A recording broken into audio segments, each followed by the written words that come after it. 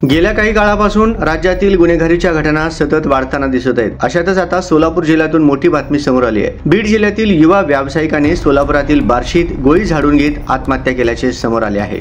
गोविंद जगन्नाथ बर्गे असे या आत्महत्या केलेल्या युवकाचे नाव असून तो मूळचा बीड जिल्ह्यातील गेवराई तालुक्यातला रहिवासी असल्याची माहिती समोर आली आहे। याबाबत सविस्तर माहिती जाणून घेऊयात। समोर आलेल्या माहितीनुसार बार्शी तालुक्यातील सासुरे गावाजवळ एका चारचाकी गाडीत गोविंद बर्गे यांनी स्वतःवर गोळी झाडून घेत आत्महत्या केली आहे। वैराग येथील पूजा गायकवाड नामक एका नर्तिकेसोबत गोविंद याचे अनैतिक संबंध होते। याच प्रकरणातून त्याने आत्महत्या केल्याची माहिती पोलीस सूत्रांनी दिली आहे। गोविंदच्या आत्महत्येनंतर त्याच्या कुटुंबियांनी पूजा गायकवाड हिने गोविंदने आत्महत्येस प्रवृत्त केल्याची तक्रार पोलिसात दिली आहे। त्यामुळे आता वैराग पोलिसांनी नर्तिका पूजा गायकवाडला ताब्यात घेतले असून तपास सुरू केला आहे, अशी माहिती बार्शीचे उपविभागीय अधिकारी अशोक सायकर यांनी दिली आहे। गोविंद बर्गे हा रिअल इस्टेटचे काम करत होता। याच काळात त्याची ओळख नर्तिका पूजा गायकवाड सोबत झाली।